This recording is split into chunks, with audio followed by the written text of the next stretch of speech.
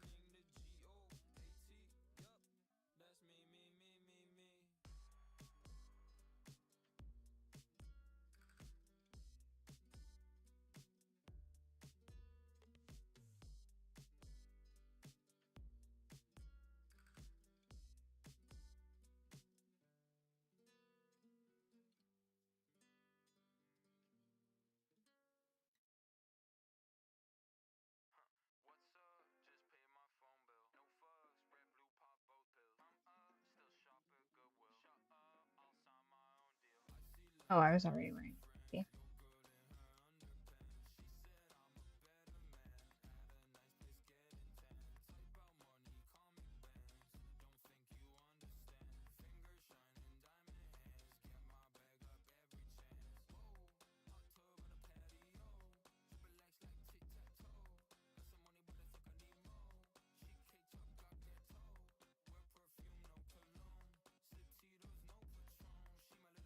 Hi, Mr. Kitty.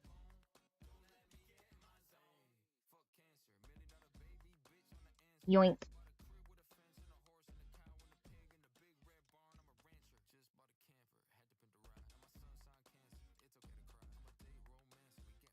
All right, that's better.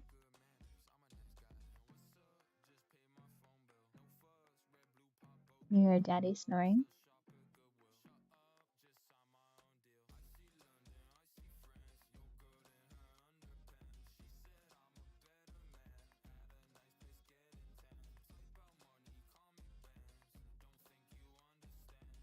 He's like, I want more salmon, Mother. You have salmon, Mr. Kitty.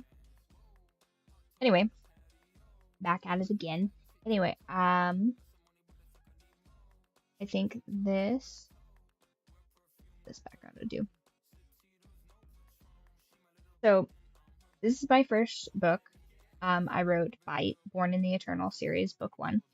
And it is about a cranky farm girl and a sunshine vampire, and they're on a journey to reclaim a kingdom he's supposed to be ruling. And so when I started writing these characters, I based their personality types off of Myers-Briggs' different personalities, which is shown here. And that helps me kind of map out like how the characters interact with each other and with the world. And so I have used this pretty effectively in just about every character I've made to date. Now, when I was in school, they tried to explain us personality types based off of this, based off of colors. And that was not very effective at all. It doesn't make a whole lot of sense, and it doesn't really scale very well. It's kind of like the base understanding of how people interact with each other. But this is based off of behavioral science, so it's a little bit more stable. And that's how I use all of my characters in like a little web of how they would interact with each other. Like in Sun and Steel, I'm writing a scene right now where the architect and the builder are they're best friends, but they're at odds. Like how the one guy approaches problems is not necessarily how the other would. And so that causes conflicts between the two of them. And in that conflict is where the story arises of like how you understand how these two people interact with each other and how their friendship transcends these differences and stuff like that, and how they would like make decisions on like what woman they would marry and like how they would raise their children. And that's basically the crux of the whole new book, is like how these characters make decisions and how those decisions affect other people. And in the first book, Moon and Marble, that is more focused on the emotional aspect of those questions, like how the emotions of each of the characters will translate to the others. And um, in the duet Sun and Seal, which is all of the male perspectives, it's how the relationships of those men affect the people around them and how they're like setting everybody up in their lives. Then I also wrote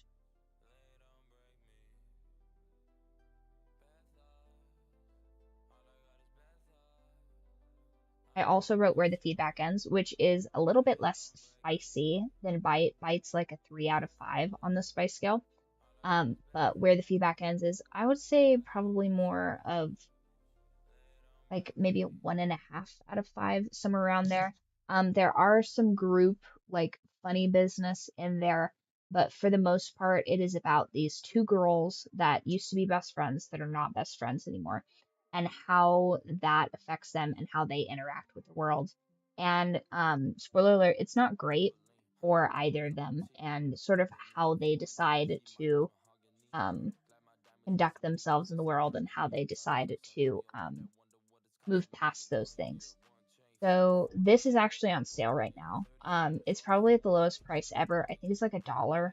Um, and that's because I have a few like minor formatting and stylistic tweaks that I'm gonna do to that. But for the most part, like the plot is what the plot is. It's just a real bear to go through and format.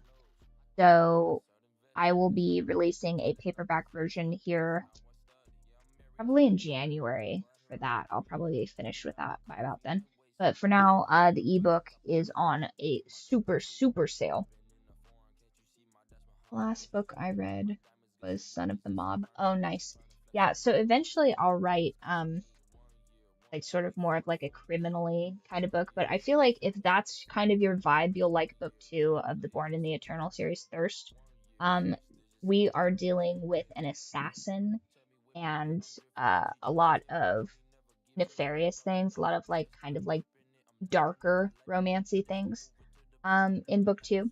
I just didn't want to put all of those things in book 1 because it's kind of a lot, and I was trying to keep it under 100,000 words. But book 2 has oh, thank you for the follow. Book 2 has more sort of naughty boys in it than in book 1, and then book 3 is like even darker. But that one is more of like, well, I won't spoil it for you guys, but I am keeping all of these things in my brain, and eventually I will commit them to paper, and then you guys will know what's happening up here.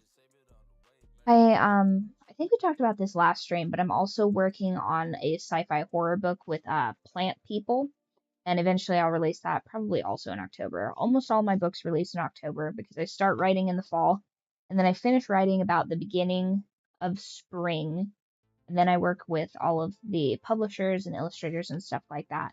And then I do arc reads throughout the summer, and then release the book in around about October. So that, I think that conducts most of the book business. But I'm also currently working on a cookbook. So we'll be working with my mother-in-law to get all of her recipes out. She has had a restaurant for over 40 years, and she's a trained chef. So that book is highly anticipated, and I'm going to try and get it released. That one actually is going to be a much earlier release since it doesn't require a plot. I just have to get all of the recipes formatted, and that doesn't take. Getting the recipes is the hard part. Getting the recipes and photographing the recipes, those are the difficult parts. But putting together a cookbook is actually like such a night and day difference from an actual novel. It's ridiculous. And I would like to have her sign those. And I think the Cherry Festival is in June, so that's what I'm shooting for the release for her book. But that's probably the earliest a book will release. And also you don't really need an arc reader for a cookbook. You just need a cookbook that's good. So that will be releasing much earlier than I will be releasing the rest of my books in my series. Eventually it'll be. Mom is there. No, she is She's she's just like, most chefs, I guess. They don't really write things down. They just kind of keep everything in their head. And it's almost just muscle memory. Like, I bet I could blindfold her and she could make these cookies, but to be like, how much sugar do you put in there? And she's like, how much sugar do I put in there? But I have a plan.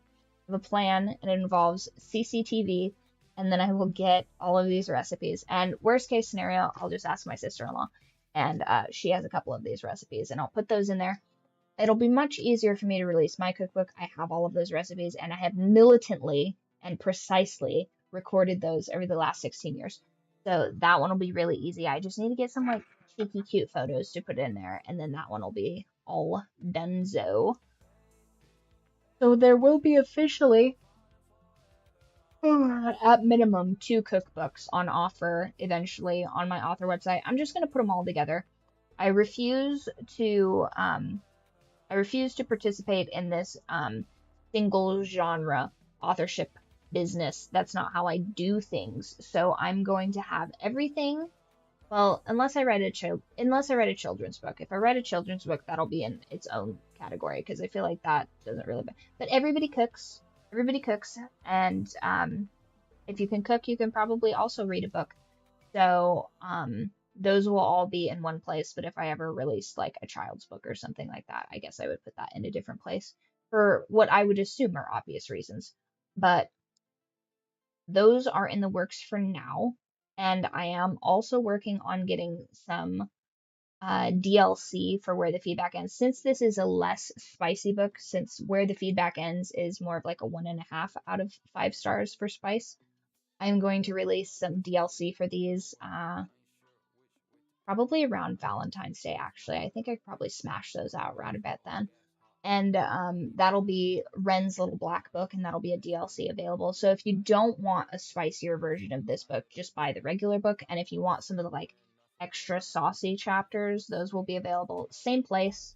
I think I can probably even link it to this specifically. But those will be coming out probably around Valentine's Day. I'll give myself a hard deadline for that one. That works the best for me, I guess. And those ones are pretty juicy. I'm gonna have to write those before I like get dementia or something and forget all of them. But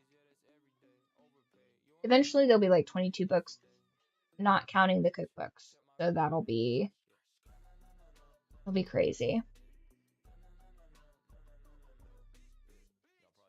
Yeah, my mom, when it comes to spicy food, you better be ready for tomorrow. She drenches the food. Yeah, spicy food is it's hard for me. I did, however, my brother-in-law made a habanero cheese dip for Thanksgiving, and it was phenomenal. It was not too spicy for me, surprisingly. I feel like dairy really cuts the capsaicin because of the oils in the cheese. I feel like that kind of like mutes that quite a bit, and it was really good. So I'm gonna try and get that recipe as well. That'll probably go in my personal recipe book. Very excited for that. My own personal recipe book will also be edited by Squirrel. Squirrel, my cat, is the primary editor for all of these books because she will not get out of my lap until I have completed this task, and then I don't want to move and disrupt her, so I just sit here editing for like 10,000 hours. Because it's like impossible to get a human being to edit your book in this day and age. I've tried. I've tried Upwork. Been banned from there 2 times. Haven't even posted anything. Not really sure what's going on with that. Crazy. Yeah, she's amazing. I honestly thought about giving her an editor credit in the book, but I was like, no, I don't need to like give her too much credit. Like, it'll go straight to her head. She's already the Empress. She's very famous on here. In fact, she was the first draft for the emotes once I get officially upgraded to what am I striving for right now? It's affiliate. So for the official affiliate status, you get to do like emotes and stuff like that. And I was going to do one for Squirrel, that's the hype, and it's like all hail the Empress, basically, Empress. And then for another one we have Runts, and then his is just Greed. So when you're like mega looting something or whatever, you just like spam the runs emote. And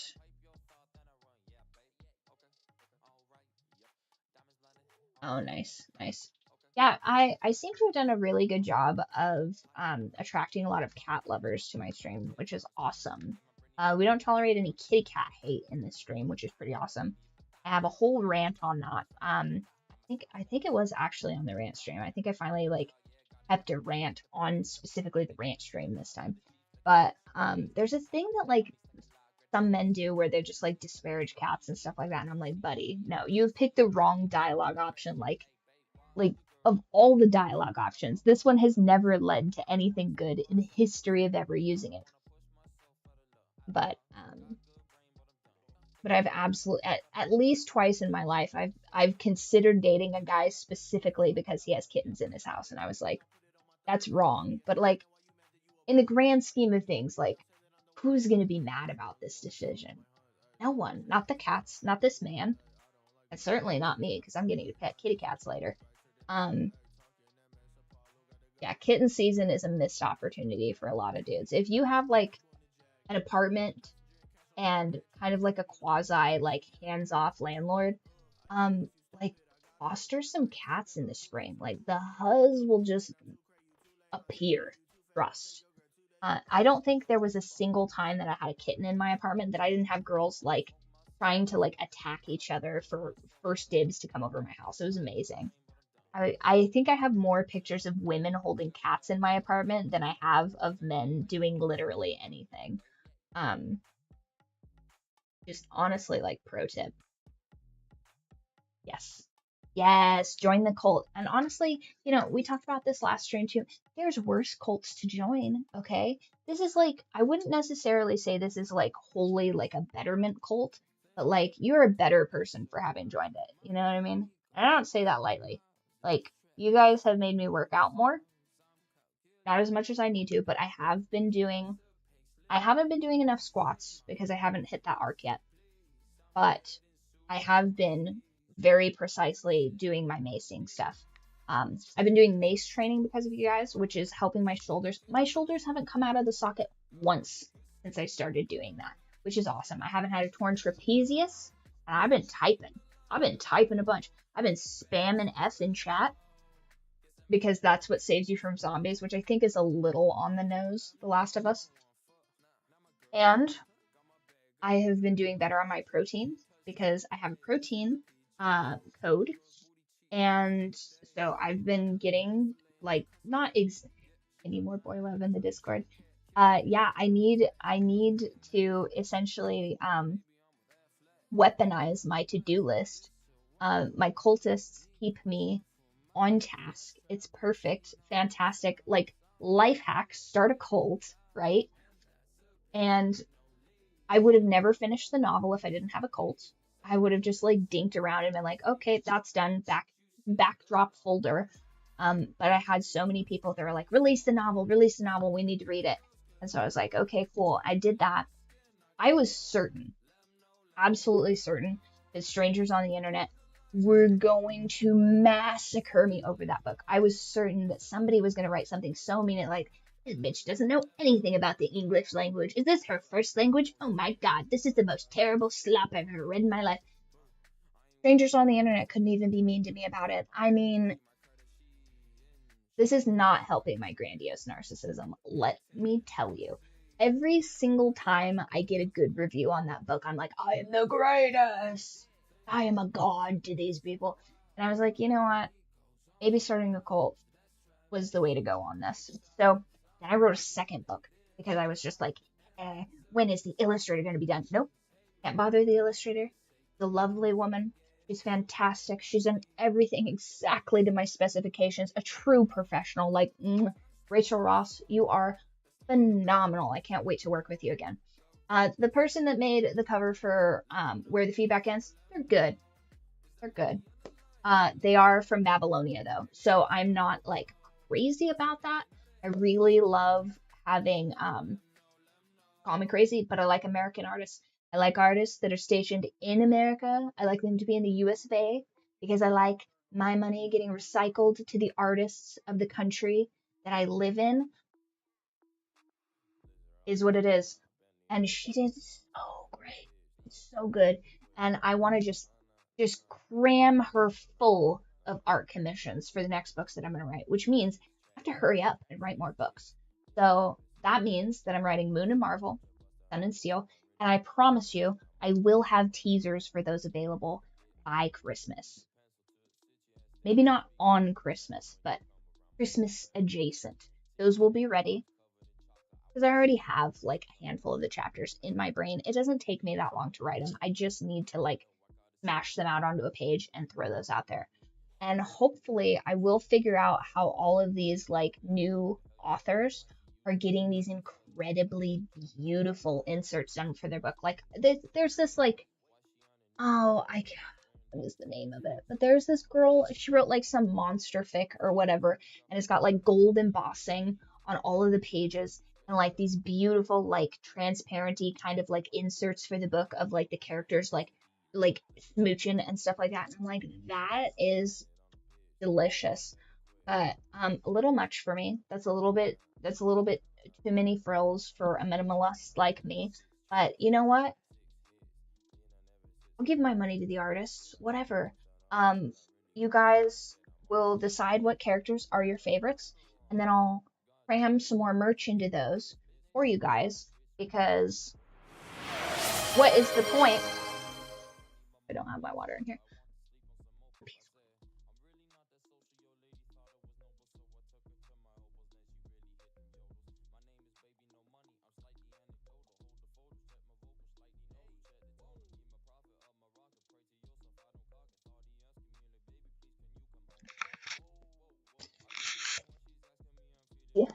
Yeah, no, dopamine. This is a dopamine-driven cult for certain.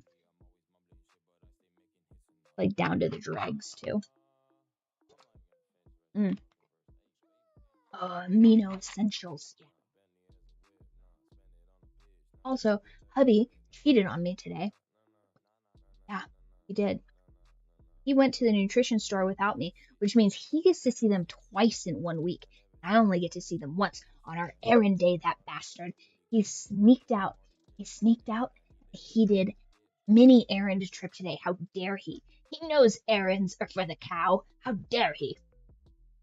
I'm gonna have to get extra caffeinated on Tuesday to just really get all of the dopamine out so that I can get all of my tasks completed. Ideally, I will be spending at least 20 hours a week purely focused, locked in writing these books. Because that's how I wrote them in the first place. Which I'm not gonna lie, writing a spicy scene in between handing people orders of pie is like a bit of a thrill. Because I'm just like, and then they, oh yes, hello, how may I help you? Yeah, he went on an errand without me. And then he calls me while I'm in the middle of my shift and he's like, hey, I'm at Costco. Do you want something? And I was just like, excuse me? What? It's just like this sound of like distant artillery in my ears. I'm hearing that like low pitched whine you get when you like shoot something off way too close to your ear. I'm just like, what do you mean you're in Costco? What? Am I ready? No. Do I even remember what's in Costco? Who knows? Did they sell shoes there or something? I can't remember what's in Costco. It has to be on errand day, or I just like completely short circuit like a first generation Tesla robot.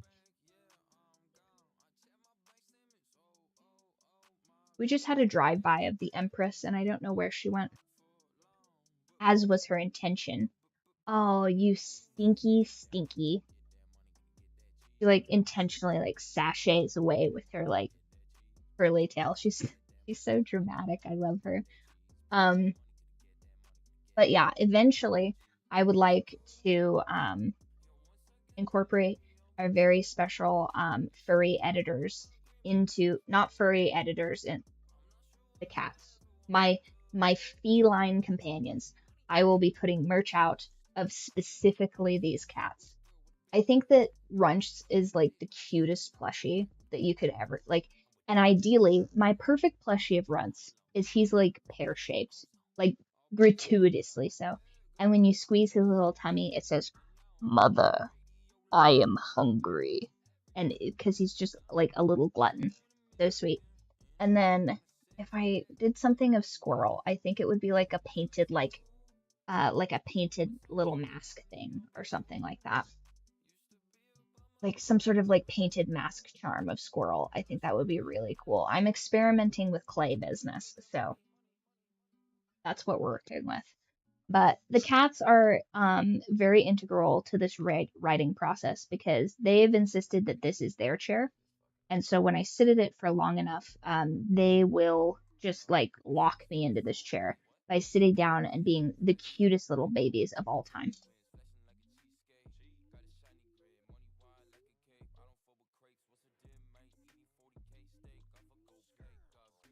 Like a Holstein kind of a cat.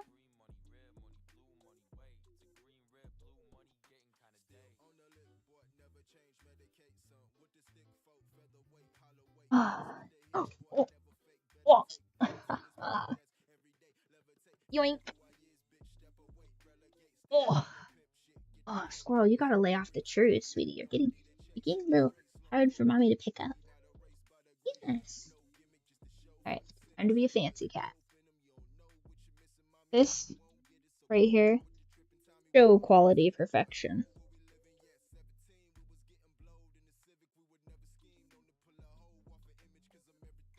Oh, squirrel. Squirrel, tell them how you edited both of those books in under a year. Yeah, tell them. She's a genius.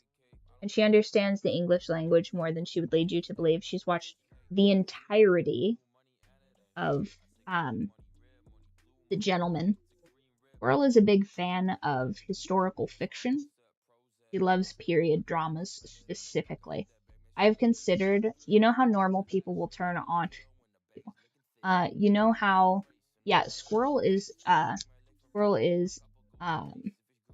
she's not a cat. We're convinced that she's been cursed by a witch and turned into a cat, but this is not a cat.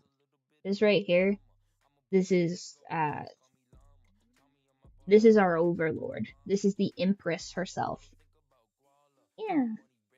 She runs us, honestly. It's ridiculous.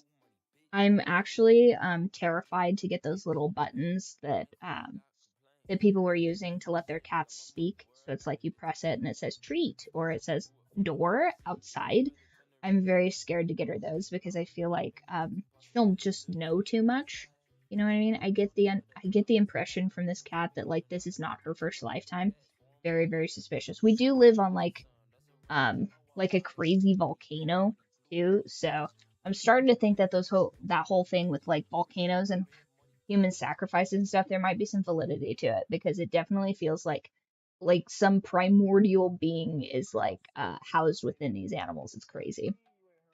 And like I've had cats before. Like this is not like my first cat that I've ever owned in my lifetime. I've had like thousands of cats because I used to do TNR work. Oh no. Oh, there it goes. Daily stretch. Oh. I can get higher.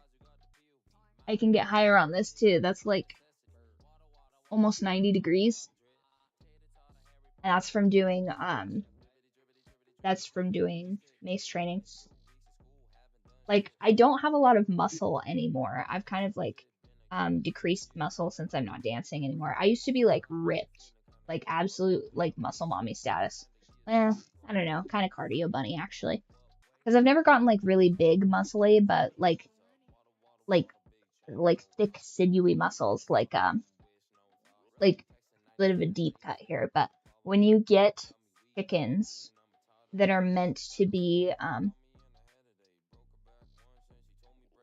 nice. Yeah.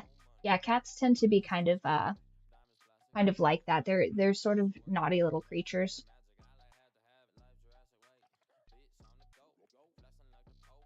Weird. Is that where's my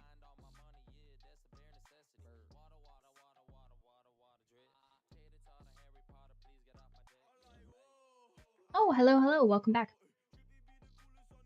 But yeah, the cats are not normal. I've had like thousands of cats. I did TNR work.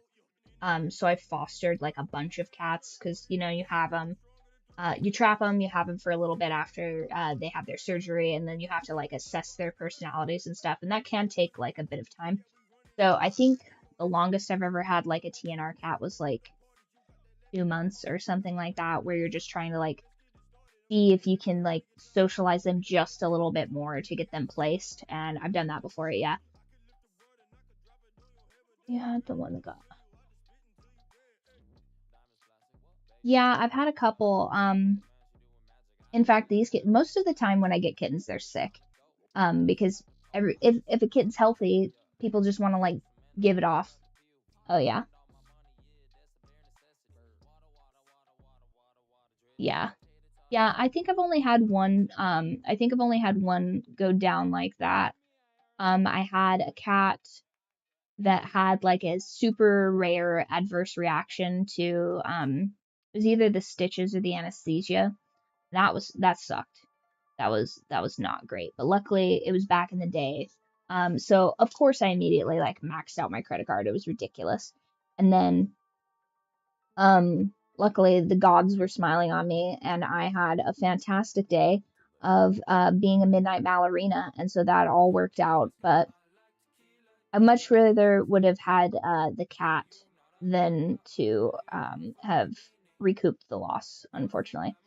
But you win some, you lose some, unfortunately. Luckily, I have a less than 1% track record of things going poorly like that. So, I mean, it just all comes down to numbers. But luckily, I've learned a lot of things over that amount of time that has made it so, like, for example, one of my previous roommate's cats, when I got her, she was like on death's door. Like, things were not going well for her. And I took her in, and they were like, oh yeah, like, we're not going to be able to do anything with this cat. Like, this is, this is a surrender, but like, she's not going to make it. Like, we're just going to like kind of call it.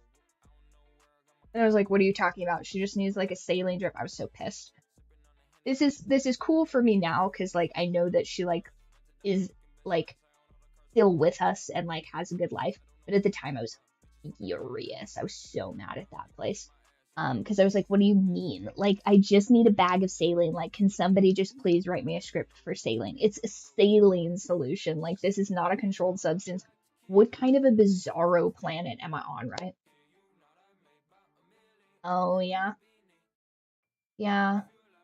Sometimes that happens. It's crazy how, they'll get sick, but that's also why I advocate for like, yeah, you can make saline solution. Yeah, but I like it was such a like time sensitive thing. I didn't want to risk it. And so I plus also I like needed like the contraption and the setup and I didn't have any of those things. So I was like, can you just guys like I'll pay you for like the cost of this. Can you just like procure me the substances since you're like a hospital? And they were like, no. So I ended up doing like a weird like back alley deal or whatever with like one of my buddies that like had saline solution from like a surgery or whatever, and I was like, perfect. And she was totally, absolutely, completely fine after that, like perfect health. So it was just like so wild to me that you would just like call it on something for such a minor issue, but sometimes that happens in like foster stuff, and it just like boggles my mind, makes no sense to me why that would go down. But if you get enough knowledge accrued, you can mitigate a lot of those sort of low level problems. Like one time we had a year where it was just like ringworm city. Like every single foster had ringworm and it was ridiculous.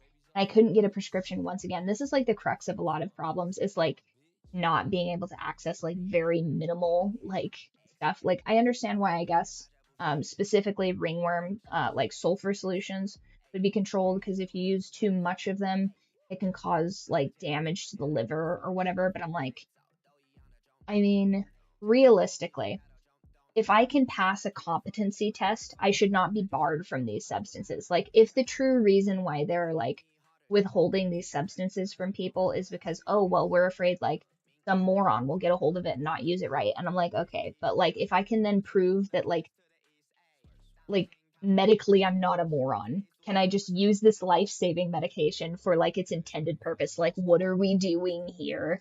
Um, so I eventually ended up like I guess proving my competency. Yeah.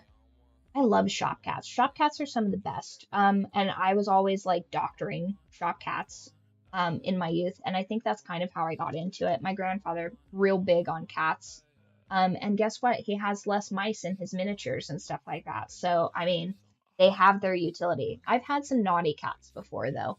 But a lot of that is like can be mitigated through like socialization and stuff like that. And proper medical care. So if you get your barn cats and your feral cats spayed and neutered, they have a lot less behavioral issues, turns out. So anyway, we had this year of just like ringworm city cats. Everybody's got ringworm. And one of the ways that you can check for ringworm is you get a black light. And in a totally dark room, you shine it on the cat. And if they glow neon green, ringworm. That's how you know. And so I'm like, listen, I've done the tests. I know that these cats have ringworm. Can you just give me a prescription? And finally, the vet cut me a break and gives me the solution. And I treat all of these kittens. Every single one of them got a home. And I was so happy and it was so fulfilling. Yes, they do glow. Also, chicken eggs glow. They glow fluorescent pink. So when you raise specifically like barnyard chickens and stuff like that, by the way, thank you, you guys. We are finally at the average right now. If we can maintain 3 viewers for the next, let me see here, for the next 30 minutes, successful stream. So thank you so much for you guys watching. Really appreciate that. You guys are helping us lock in on this affiliate thing, and then we get even more cool stuff that we can do on here. So when you raise chickens, they lay all kinds of different colored eggs. They lay white eggs, they lay cream eggs, they lay brown eggs, they lay green eggs, they lay blue eggs. And when you want your chickens to like lay eggs somewhere, you put fake eggs. So sometimes they're plastic, sometimes they're ceramic, sometimes they're wooden, although I haven't had a lot of success with wooden eggs or plastic eggs. They really seem to only like the ceramic eggs because they have the correct outer kind of texture, but they're sturdy enough that if the hen steps on them, it won't destroy it. And it like kind of feels more like a regular egg. And since I'm nocturnal, I go and collect all of my chicken eggs at night.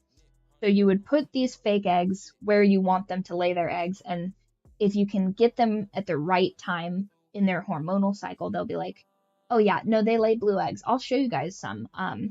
Right now I'm only getting green eggs because like the chicken that lays the blue eggs is kind of phoning it in or laying somewhere where she's not supposed to. So those eggs just go to Yams, our skunk.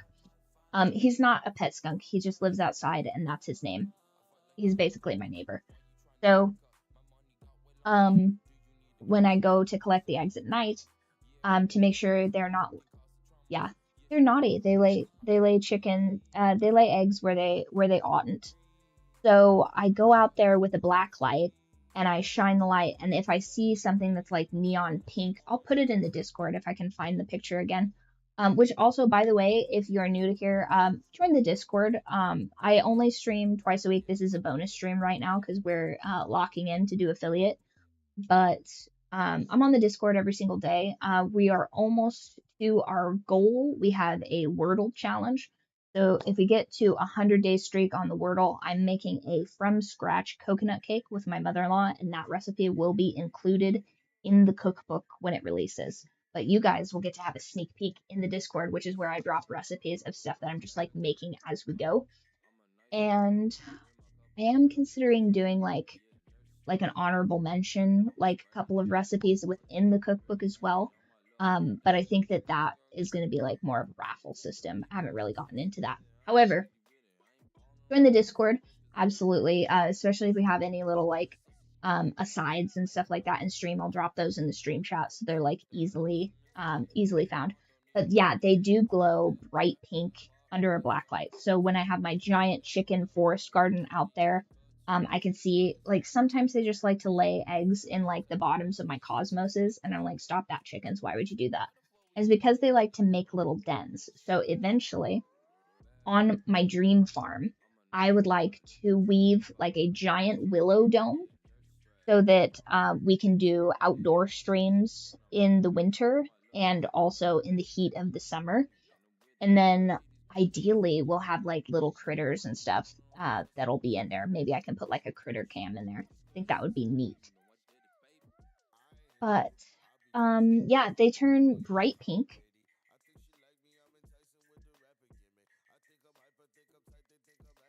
Egg.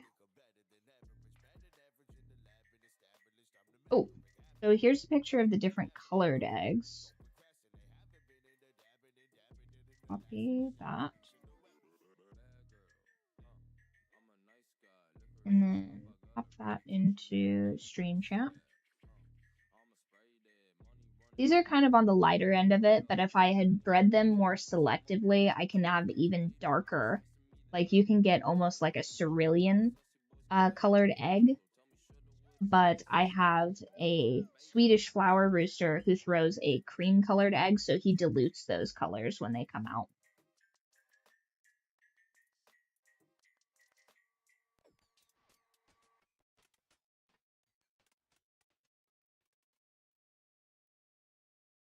Man, I take like, I would say a good 80% of my photos at night, so there's a lot to sift through. That's crazy.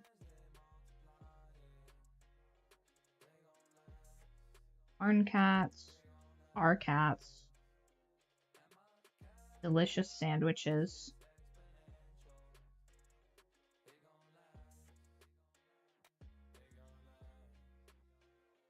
Ooh, there's yams. Nice. Nope, not that one. Drop that one in the stream chat too. Yams is huge. He's like way bigger than you would imagine a skunk being.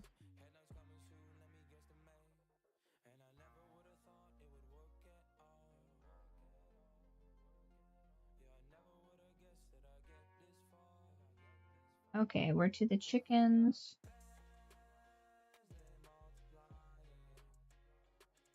Oh, those eggs are so pretty. And pop those in the stream chat too. These are a pretty good mix of like the eggs I kind of get. This is like the spring mix of eggs I get. And then in the winter, I tend to get like almost all chocolate Moran's eggs. So they're like a super dark. Yeah, like the pinker eggs I think are considered a like a cream. But they definitely do have like pinkish like hues to them because of the brown. So it's like essentially like a diluted brown. But yeah, they love laying eggs in the weirdest spot. Like they laid a bunch of eggs in like in the horse trailer and on like the hay rack.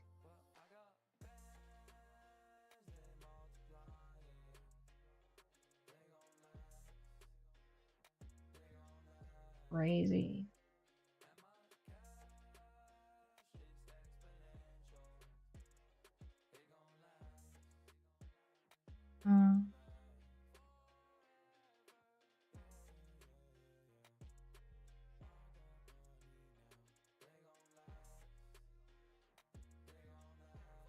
Maybe it'd be under a coop.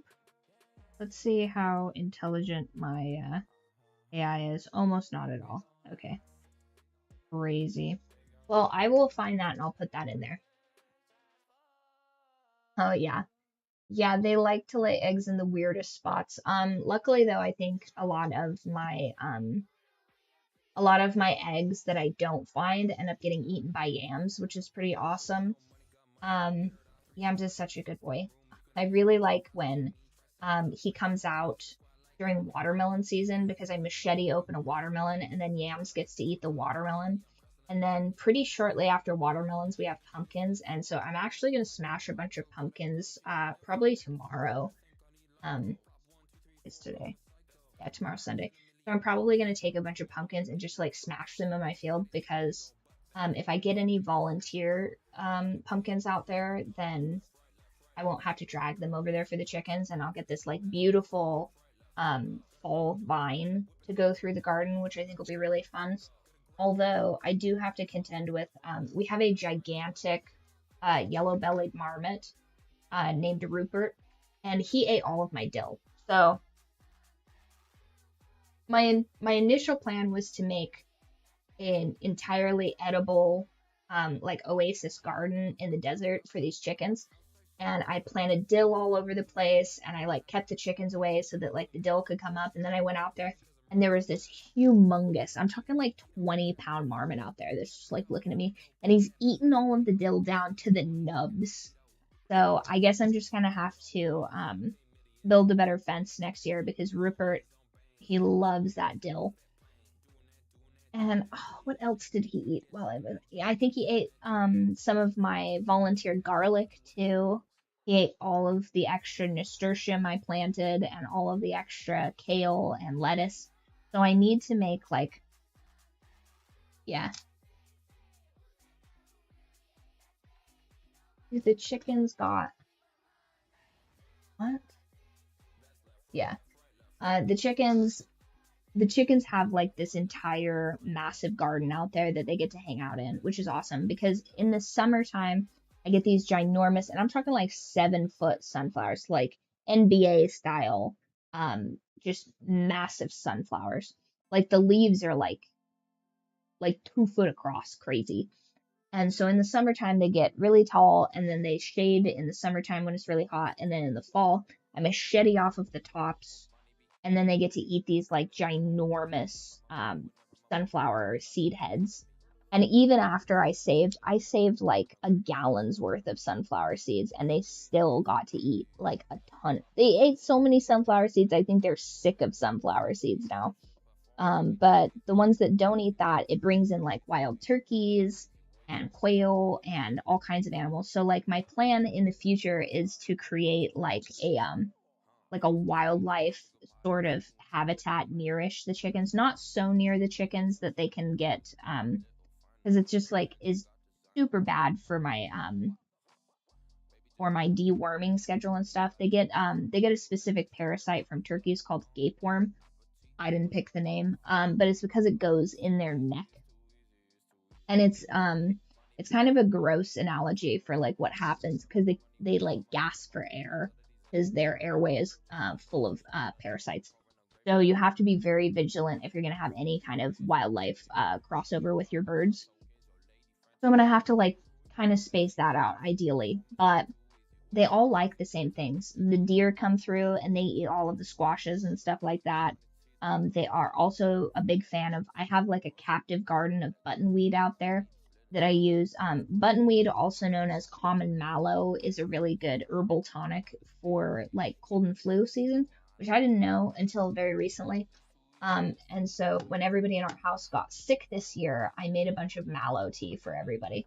So I would like to continue doing that. Although I think I would prefer like a more cultivated version that throws maybe bigger flowers and does better in like more of a barrel situation. Oh, nice. Yeah, I've got about 25 chickens right now. I think like in an ideal setup, I think I would max out around 30 or something like that. Because you do have a bit of churn in that. I do have a system where if they get to be over a year old, they just kind of get to retire. Because my luck is bad enough that when I hatch eggs, I end up getting about 50-50 hens to roosters. So I had plenty of roosters for like chicken soup and stuff this year. Um, but in the future, I think I think I would prefer to do turkeys as far as meat birds go. Because it's just, chickens are so little to process. I mean, I have kind of little hands already, but it was really hard to like process them. You know what I mean? Whereas a turkey, I feel like it would just be such a breeze because, like, for the most part, I'm just gonna skin them anyway. I don't think I'm much for plucking, although I don't mind plucking, but I'm not really like a chicken skin kind of person. I'm probably just gonna panko bread it anyway. So if you just like chuck them like a jacket, it's like a 5-minute process time. But the internal mechanisms of the bird are what take up quite a bit of time because you have to be very meticulous to not like nick or snag something because then that'll like just make a whole mess everywhere. And then I'd also eventually like to have a nice mean goose that hisses and chases me about because they have some of the best eggs for making pasta noodles. So a nice goose to make pasta noodles out of, and also they're great guard animals, these geese, because they're really noisy. And what has Max been up to? I don't know. I am planning on doing a bit of a Friendsgiving with them, but his wife Harper is about to be in active labor. So I'm trying to find a good time to get on over there and see them. But they actually put out a movie. Yeah, so far I've just done like cervical dislocation for processing the birds, and that's been kind of a treat because everything just sort of collects in sort of the cervical cavity. You know what I mean? If you catch my drift, and it creates a lot less mess. I think in the future, if I was like optimizing this project, if I was optimizing this process, because I was only doing like one or two a night, I would have like specifically a like a clothesline situation for that, and then just like put them on like a wire or whatever to like hold them and stuff. And then also, I would like to either have an Angora rabbit if I get a smaller portion of land on the smaller end of the portion of land that I'm looking at, or Angora goats on the larger aspect of land. And I'd like to have a couple of alpines as well, because my ideal goal in the future, this is like the manifest goal, is to make like holiday gift bags for everybody. So I weave like a willow basket, and then I put like jams and preserves, and I make like this fantastic apricot salsa in the spring. I guess like spring, summer-ish, like that window. I make this fantastic apricot salsa that I would love to jar. And then I put that all in the jar. Maybe if I get, once I hit the either rabbit or goat arc, I would also put in like a crocheted like beanie or like headbands in there. Because I don't really think that, I'm not a big fan of gloves because you always get them dirty. You know what I mean? But if I did rabbits, I think I would probably do like a leather, like maybe rabbit mittens. I would be very interested in that. I just don't think I'm like in like the part of my journey where I could like efficiently cull a rabbit. So that is why I don't have rabbits. Um, but I think it would be cool to be able to do that. I just don't think I have it in me personally. Maybe not yet. Maybe I just need to like get 40, and then like the concept of processing rabbit won't be so difficult for me to think through. And then I would like to do again the homemade goose noodles, and then have all of that in like this wonderful little picnic basket that I send out for the holidays. And then that's just like something I cycle through all year long as like kind of a treat for having completed like my yearly novels. I like put together these little holiday baskets, and that'll be phenomenal. And ideally, I'll be able to do all of that. I like ducks, but I don't have any because we have eagles here, and that is their favorite to-go snack.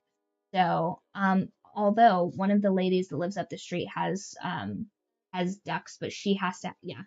I think I prefer turkey eggs to duck eggs, and duck meat to goose meat. So I'm gonna have to take all of that in consideration because like you gotta have a plan for where they go. You know what I mean? Like not you can't have everything retire on your farm.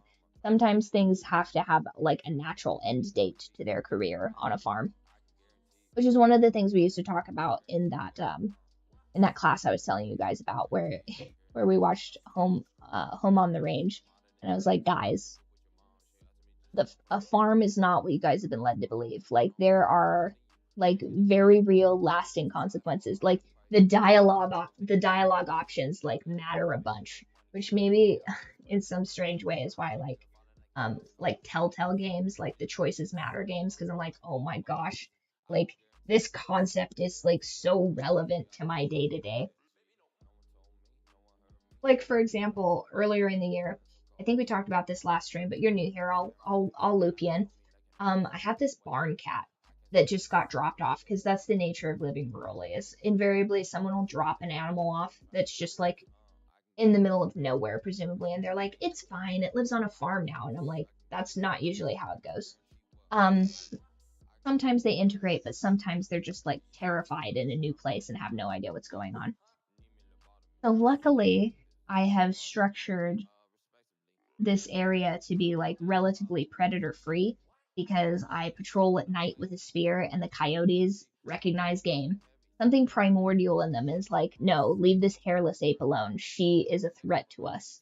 So this is her territory. And I'm like, game recognized game, coyotes.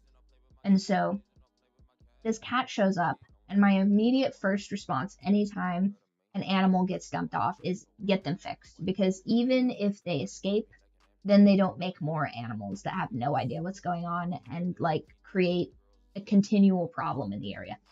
And sometimes a lot of their behavioral issues can be solved by them just getting fixed. Like one of my neighbors has a dog that's like not neutered. And I guess intact is the way that you would say that. But he has a dog that's intact. And this dog is a menace. It's just going all over the place, running all over the place. It's got so much energy. It just causes problems. It gets into things. And I'm like, if this dog was neutered, I feel like you would have at minimum a 20% decrease in that. And then this dog would be like, everybody would be so much like more chill around this dog because it would be causing significantly less problems. Like you guys, it's a night and day difference, like most of the time.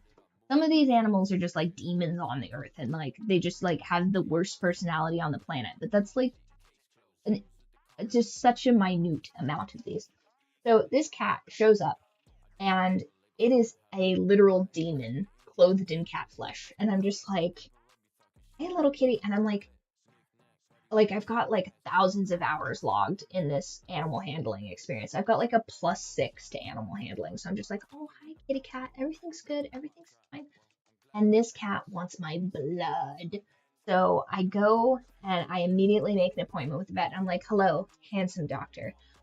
That's one of the like perks to be doing TNR is the doctor is incredibly handsome. 10 out of 10. If he did a calendar like Robert Irwin, that vet's office's bills would be paid, let me tell you. And so, oh, nice. Yeah, my dog previously, Sunny, best dog ever, RIP to the goat. He hated birds, hated him so much, but he respected me. So when we got this abandoned chicken coop, it had 2 roosters in it. And I opened the thing and he's like, oh my gosh, there's a chicken in here. And he goes to immediately get it. I'm like, no, Sunny, those are our chickens. And he goes, oh. I don't know when somebody decided we had chickens, but like, okay, all right, sounds good. Oh yeah, our cat's Squirrel is very racist against dogs. She's such a toad. So anytime my roommate's dog is in a room, she acts like it's the most disgusting. She's like, the dog is in here. He smells. Oh, he's near me. Like if he's in front of a doorway, she just like acts like she can't. Like just jump over him, Squirrel. Like it's fine. But she's just like, what if I touch the dog? He's so gross. And she's always like that with every dog. It's ridiculous. Even though like she was raised with a dog that like couldn't care less there were cats in the house. So she just, I don't know, she just has some innate like stigma against dogs or whatever. Even though that dog defended her, which was very sweet. This same neighbor's dog that's like unruly and ridiculous. I was like doing some fencing outside. And of course the cats and the dog come with me. And this neighbor dog comes over and he thinks he's going to chase our cat because that's fun. And he's got clearly a bunch of like a bunch of testosterone that's like, hey, I should do bad naughty stuff because like that's what testosterone does. And my dog was like, absolutely not. And he totally squared up with this dog, and that other dog was like, I don't want none of this. And he quit completely. And then Squirrel was like super sweet to him for the week, but she's never gotten over her like attitude against dogs, which is crazy. But so anyway, we get this barn cat and she wants my blood. Oh, hello.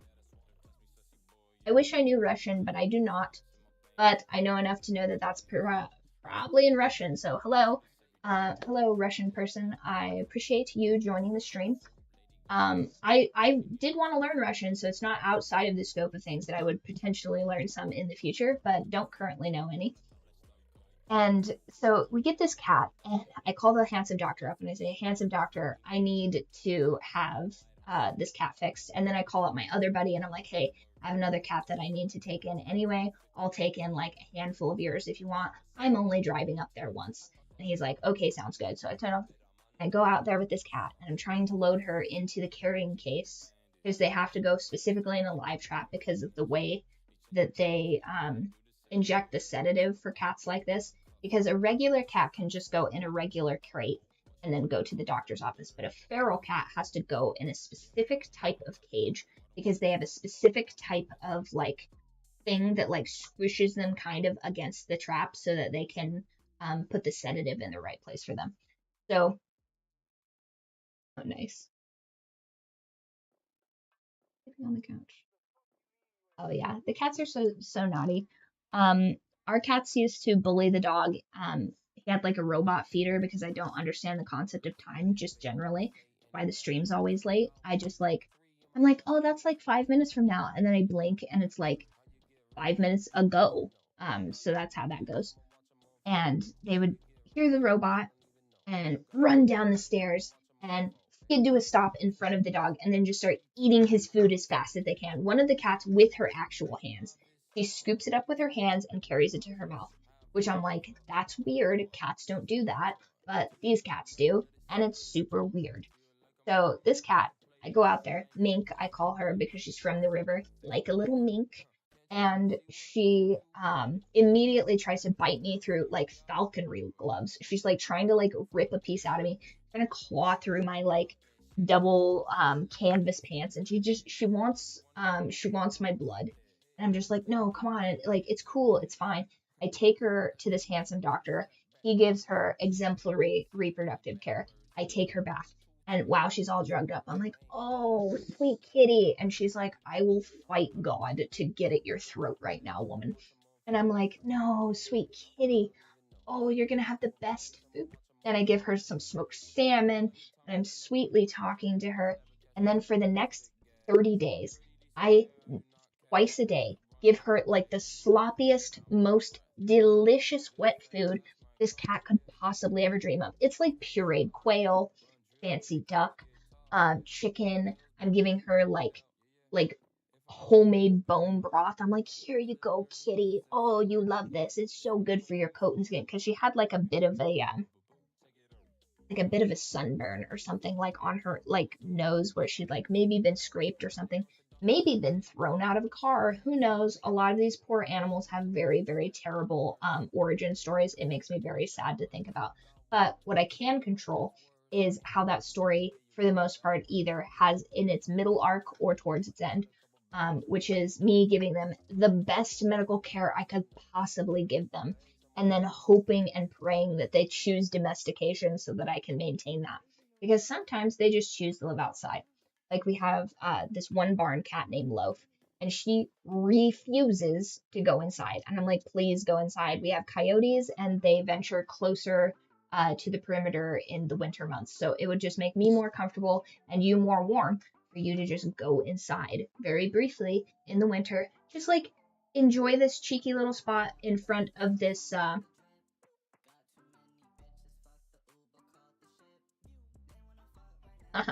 in the black and white packages. Do I have more yams at the house? Confirmed yams at the house.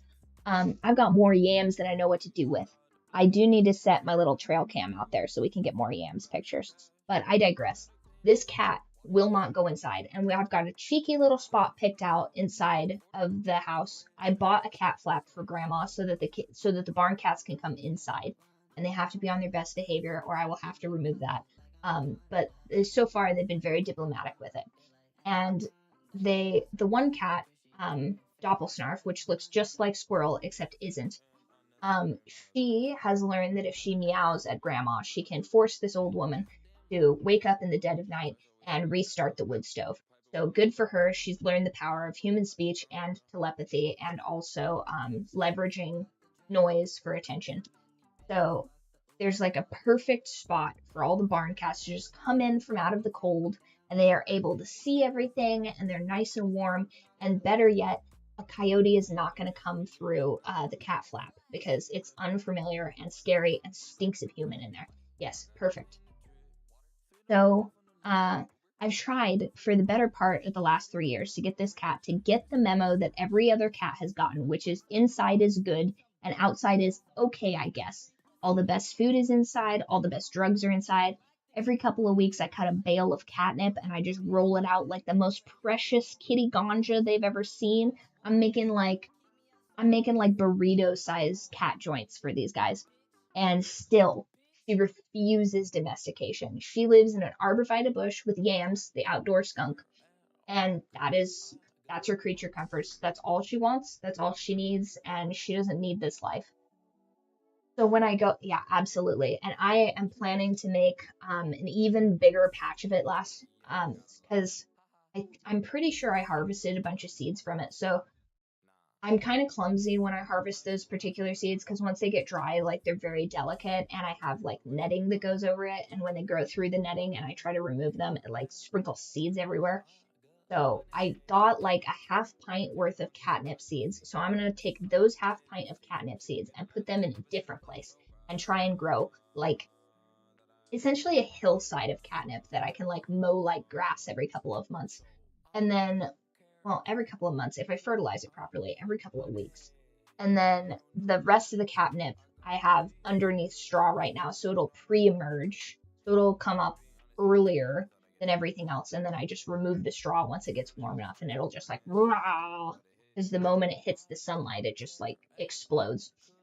So a couple of weeks, would it have been a couple of weeks ago? Or was it a week ago? Once again, I have no concept of time math. So I go out there and I shine my spotlight over and what do I see?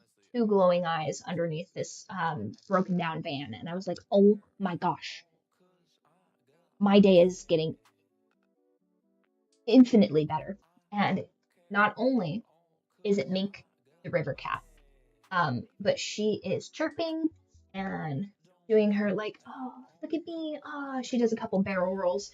She does like little biscuits and she's just like being so adorable. She looks like a cat, like in like a pet store window, but only 6 feet away from me. She's like, no flash photography, stay back there. And that's because Doppelsnarf, Squirrel's cousin sister, because let's be honest, if you're not getting your barn cats fixed regularly, they're probably inbred. Not a good deal. Not great for vet bills, also. These cats cost like 20 to 30% more than a regular cat. So I go out there and I have, over the course of several months, noted that one, Doppelsnarf beat the tar out of Mink. She was just like, you don't belong here. You're an intruder. Blood in, blood out. And so she beats this cat up.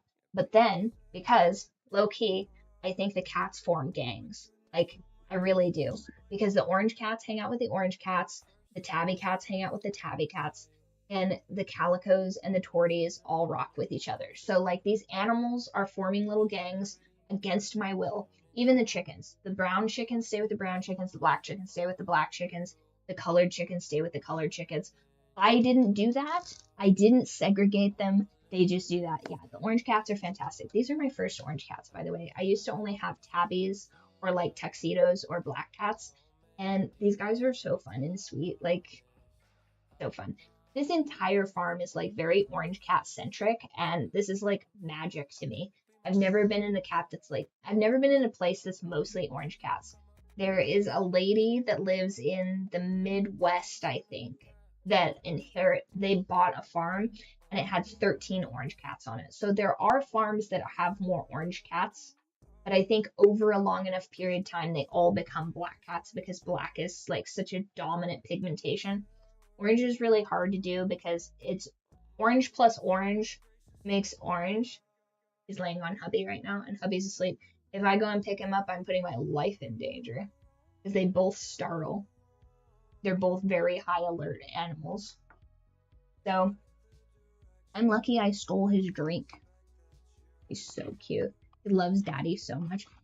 Right now, what he's doing is he's laying over hubby possessively and giving me like occasional side eye if my noise gate gets towards the upper, he like just squints his eyes at me like, you noisy bitch.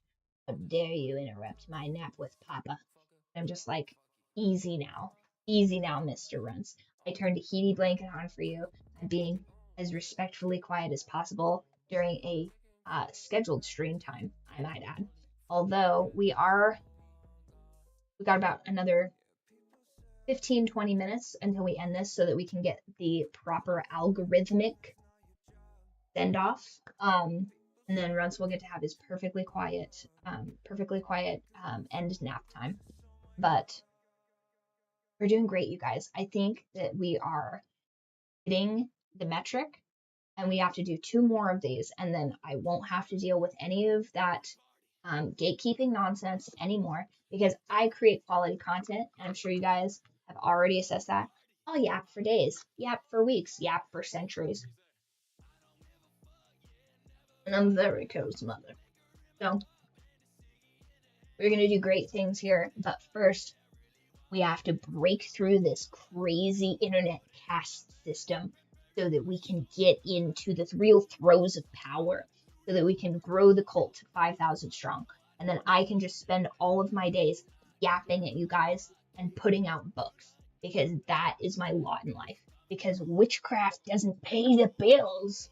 And I don't think anybody would just let me be like an old timey like medieval apothecary, because I think they used to burn those at the stake. So like, imagine getting everything you wanted and someone just goes, witch, and you get burned at the stake. Wouldn't that be crazy? I'm trying to evolve so bad, you guys. It's hard out here.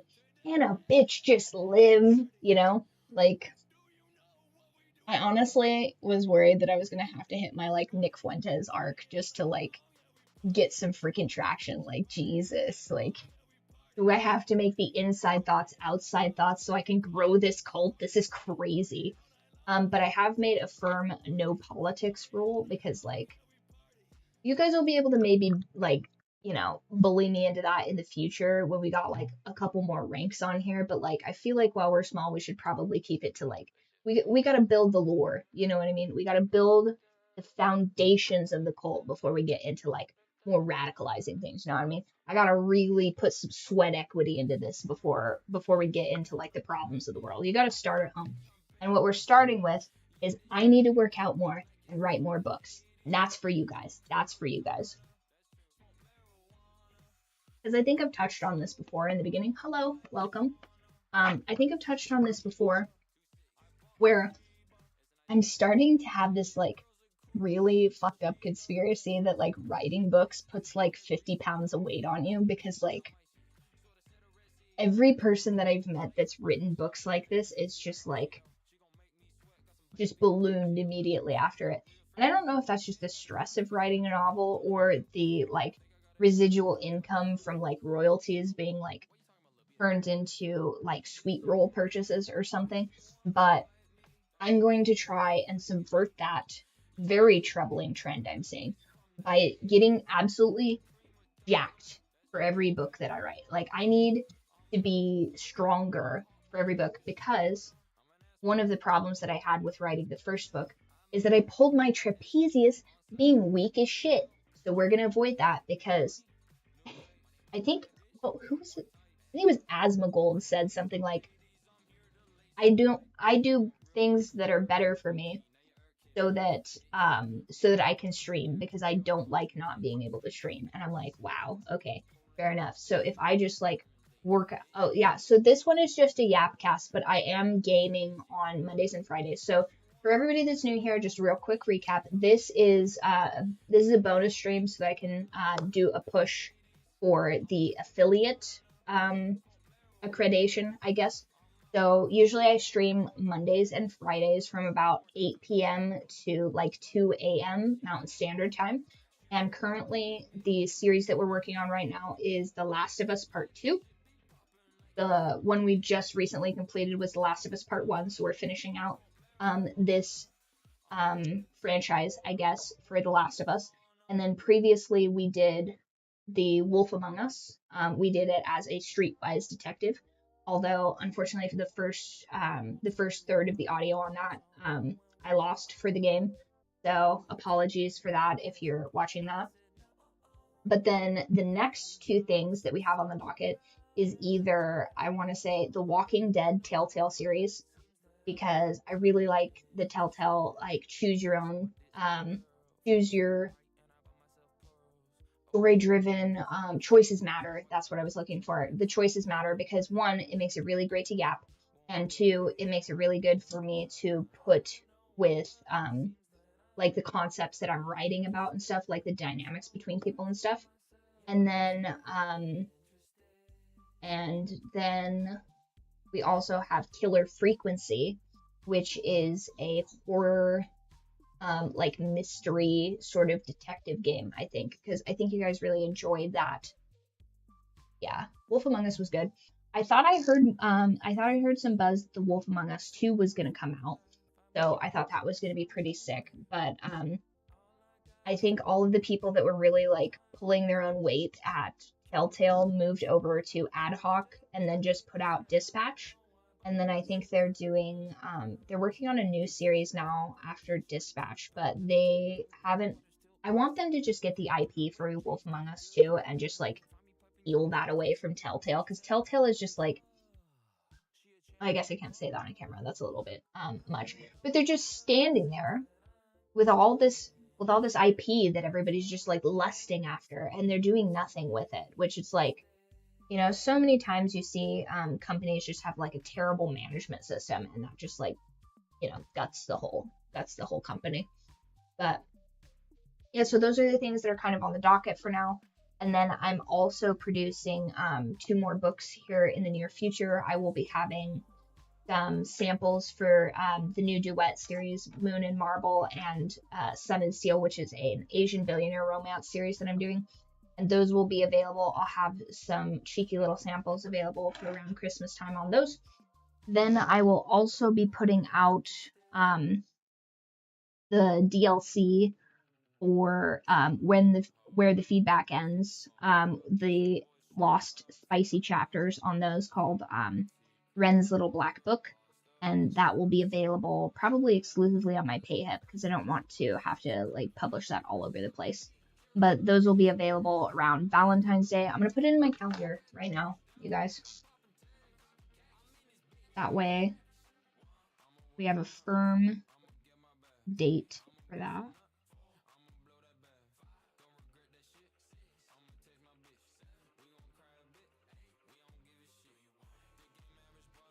January, February.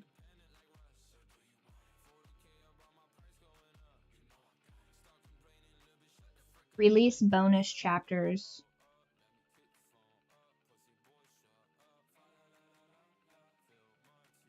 Quote, Ren's Little Black Book.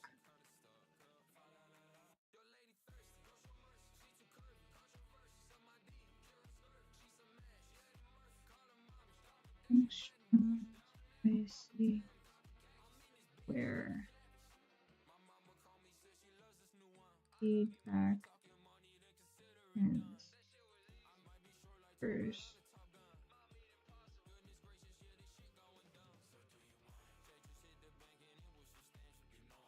And then I'm gonna alert week before. Okay. Alright, that's in the works there. And yeah, I mean, eventually we'll have so many books. We'll have a tarot card series. We will ideally have at least like 1 or 2 just like sort of variety shows that we do. I'd like to do a cooking show semi-regularly. I think that would be cool, especially because we can talk about the cookbooks on that. I would also like to do like sort of a farming channel, like sort of a behind the scenes, like day in the life kind of business, where I just get to yap about chickens and goats and all kinds of stuff. Maybe I show you guys frogs. I like doing that. And then what is the other one? Yeah, also just like writing stuff. Like, so eventually we'll have games, writing, cooking, behind the scenes like farm girl shit, and it'll be like a whole sort of cinematic universe within the cult, and you guys will have non-stop entertainment, and I will be able to justify my nonsense life and just create more cultish things. Okay. I think I'm forgetting something. Like, I had one more thing that I wanted to tell you guys. And we're in the last, like, 10 minutes of this, so this is, like, the perfect time to do so. What was the last thing I wanted to tell you guys? Oh, I remember. So, speaking of Mink, tomorrow, her heat wall comes in, and I will also be streaming, or I will also be editing together a clip of her new barn cat situation MTV Crib style. So you guys will get to see how she's living. And hopefully I'll get to eventually show you the journey of me being able to pet her. Because she literally goes from wanting like to consume my jugular as her morning breakfast, to doing these cute little chirps and barrel rolls and little biscuits. And then hopefully one of these days, ideally in the spring, because what I like to do is hopefully my roommate will help me hook up all of the internet back over to the coop and the greenhouse just in time to do spring gardening and reading situations out there, because I like to do audiobooks and seeding. So hopefully in the springtime picture this, we'll be in the greenhouse. I'll be planting all of my flowers and like putting together pots and growing ginormous sunflowers for God only knows why. And then there'll be this little torty cat there that you'll be like, oh my gosh, who's that?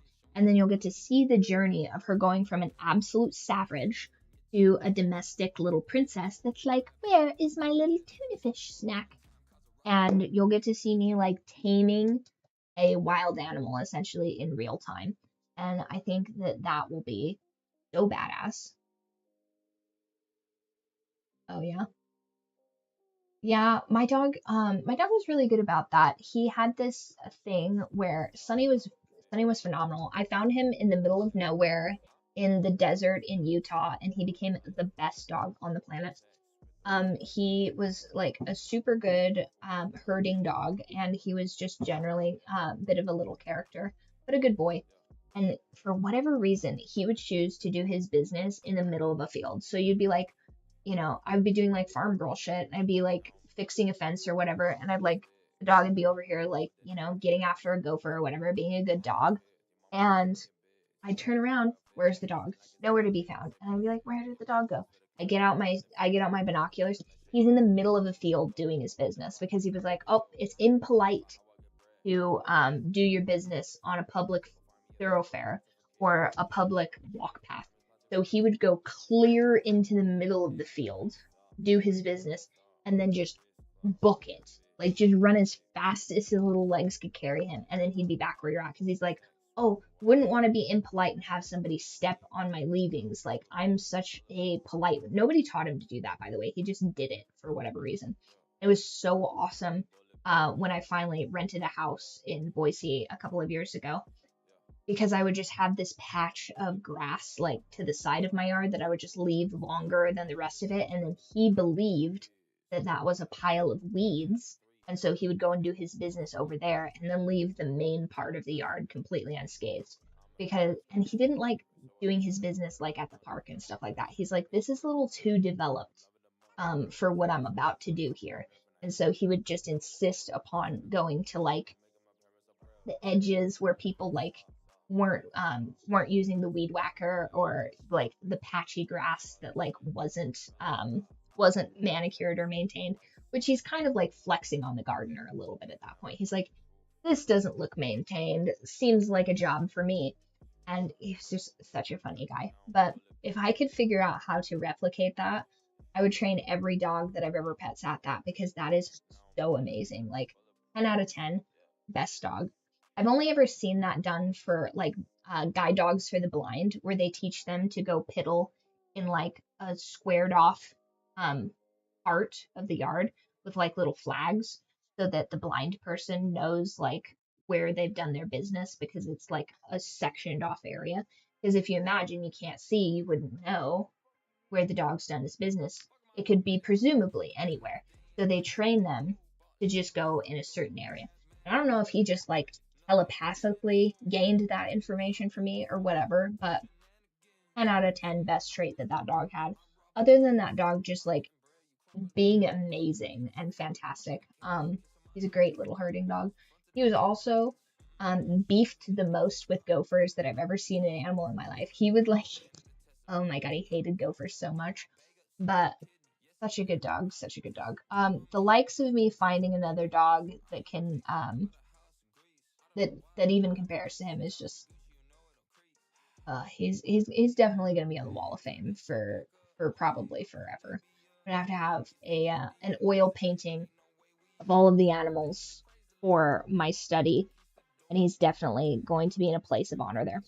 But to leave it on a happier note, I will be planning out my spring garden because this is the perfect time to purchase all of your seeds for when you're going to start. Because one thing that I learned is that you should probably be starting in about January with all of your seeds, especially in a place over here. This is like, I think, zone 7. It gets quite cold over here. So I'm going to have to start all of my flowers very early if I want them to be harvestable by Mother's Day, which was my original goal that I completely shot past and missed. But yeah, so again, not sponsored by them, but love this company. Maybe in the future we'll be sponsored by them. That would be really cool, especially when we're doing like farm business in the future. That'll be awesome. But yeah, if you guys like to garden, check them out. They're super cool. Company that I really enjoy. And I will be getting onto writing some chapters so that I can get those out for Christmas. But I'm probably going to call it for this bonus stream so that we can keep that average, because we are going to push for affiliate. We're going to do a short stream at the beginning of Monday's stream and at the beginning of Friday's stream that's very similar to this. It's just kind of going to be on repeat. So some tips, some pointers if you guys would like to help out being in the cult. If you don't want to listen to the same spiel again, totally understand. Don't blame you. But leave the browser open, mute the tab, not the stream, which hates that, I guess, and doesn't count that towards our goals. And then once we hit affiliate, like, everybody that helps participate, you know what? I'll give you a +1 in the Discord because you guys are helping me out. And then we can finally be rid of this weird hoop to jump through. And then we can get on with doing the things that are important, like growing the cults, writing more books, and playing more games. So I have been Riley Byrd, your host, and I appreciate everybody that came in and everybody that has supported. Definitely follow on your preferred platform. Also, join the Discord. I may only technically stream about twice a week, Mondays and Fridays, but I am on the Discord every single day. So absolutely check out the link to that. I believe I have a link in both of my bios for that. And I will see you guys on